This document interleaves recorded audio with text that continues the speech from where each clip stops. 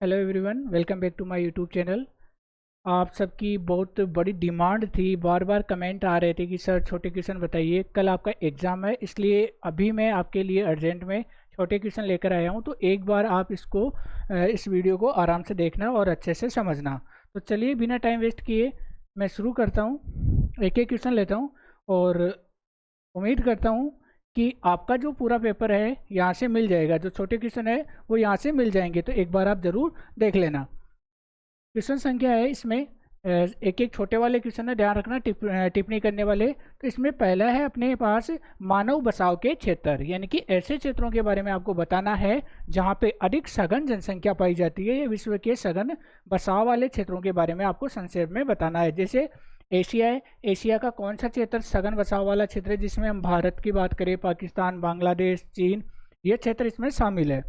इसके अलावा सेकंड बिंदु आता है अपने पास निग्रिटो ऑब्लिक निग्रो, यानी कि दो जातियां, मानव जो जातियां होती है उनका क्लासिफिकेशन आपने पढ़ा होगा ग्रिफिथ टेलर के अनुसार। तो टेलर महोदय ने जो मानव प्रजातियों का वर्गीकरण दिया था उसके आधार पर आपको निग्रिटो और निग्रो के बारे में बताना है कि ये कौन से क्षेत्रों में निवास करती है और मुख्य रूप से इनकी शारीरिक विशेषताएं क्या क्या है। थर्ड बिंदु है अपना प्रवास, कि प्रवास किसे कहते हैं। प्रवास का अर्थ आपको बताना है। तो आपको पता होगा कि प्रवास किसे कहते हैं, कि अपने मूल स्थान से अन्यत्र स्थान पर जाना, उद्गम स्थान से अन्यत्र स्थान पर जाना ही प्रवास कहलाता है। प्रवास के प्रकार आपको इसमें नहीं बताने हैं, सिर्फ और सिर्फ प्रवास की डेफिनेशन आपको यहाँ पर बतानी है। चलते हैं अगले क्वेश्चन की ओर। अगला क्वेश्चन है हमारा जो जनजातियां है, जनजातियों में प्रयोग में लिए जाने वाले जो उपकरण है या जो शब्द है, मानवीय शब्दावली है, उसके बारे में है। हारपून क्या है? हारपून हमने पढ़ा था ऑफलाइन क्लासों में कि जो एस्किमो जनजाति है उसके द्वारा शिकार करने में काम में लिया जाने वाला जो भाला होता है उसे हारपून कहा जाता है। इसी प्रकार इग्लू, इग्लू क्या है? एस्किमो जनजाति का घर है, ठीक है, बर्फ से बना हुआ घर। ऐसे ही माउपोक, इतुरपोक, तिमियाक आदि के बारे में आपको क्या करना है? अर्थ बताना है, ठीक है। ज़्यादा टाइम नहीं लूँगा, अर्थ आपको मालूम होगा, आप कर लेना। नेक्स्ट है बुशमैन, भील, पिग्मी, तीन जनजातियां हमने मेंशन की है इनके निवास क्षेत्र के बारे में। तो आपको यहाँ से बुशमैन जनजाति के बारे में पूछा जा सकता है, या भील या फिर पिग्मी जनजाति का जो निवास क्षेत्र है, सिर्फ और सिर्फ निवास क्षेत्र आपको प्रदर्शित करना है। नेक्स्ट है प्रजनन दर, मृत्यु दर और कायिक घनत्व। अर्थ आपको बताना है कि प्रजनन दर किसे कहते हैं। शायद प्रजनन दर में आपको दिक्कत होगी कि प्रजनन दर क्या होती है। तो भारत के संदर्भ में अगर अपन बात करें या फिर विश्व स्तर पर भी इस डेफिनेशन को हम लागू कर सकते हैं, यानी कि ऐसी महिलाएं या लड़कियां जो प्रजनन योग्य है, अर्थात उनकी जो प्रजनन की आयु होती है, यानी कि अगर हम बात करें लगभग 15 या 16 साल से लेकर उनकी जो 45-46 साल की जो उम्र होती है, तो उसमें जो औसत एक स्त्री होती है वह अपने जीवन काल में कितने बच्चों को जन्म दे सकती है। तो जो प्रजनन दर होती है प्रति 1000 के अकॉर्डिंग ये निकाली जाती है।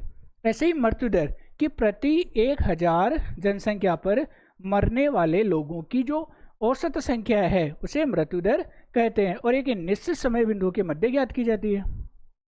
ऐसे ही कायिक घनत्व आपको ज्ञात कर लेना है, एग्रीकल्चर का पॉइंट है ये।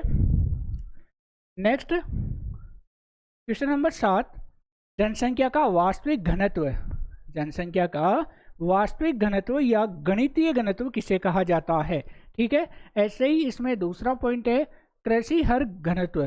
कृषि हर घनत्व का मतलब होता है कि जो वास्तविक जनसंख्या है जो एग्रीकल्चर से रिलेटेड है, अर्थात एग्रीकल्चर कार्यों में लगी हुई है। साथ ही साथ जो कृषि भूमि है, कृषि भूमि में कुल कर्षित जनसंख्या का भाग देकर हम क्या करते हैं? कृषि घनत्व ज्ञात करते हैं। नेक्स्ट है क्वेश्चन नंबर 8, मानव विकास सूचकांक, HDI। नाम सुना होगा आपने, खूब कक्षा 12 में भी पढ़ा होगा।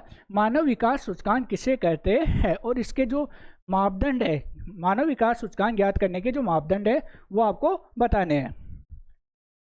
अगला क्वेश्चन है प्रवास को प्रभावित करने वाले प्रमुख कारक कौन कौन से हैं। वर्णन नहीं करना है, सिर्फ और सिर्फ कारकों का नाम लिखना है कि मानव का जो प्रवास है उसको प्रभावित करने वाले कारक कौन कौन से। भौतिक कारक हो सकते हैं, आर्थिक, सामाजिक, राजनीतिक, सांस्कृतिक, कई कारक होते हैं, तो उनके बारे में आपको सिर्फ लिखना है, नाम मेंशन करना है। अगला क्वेश्चन देखते हैं। प्रकीर्ण बस्तियां, प्रकीर्ण बस्तियां किसे कहते हैं।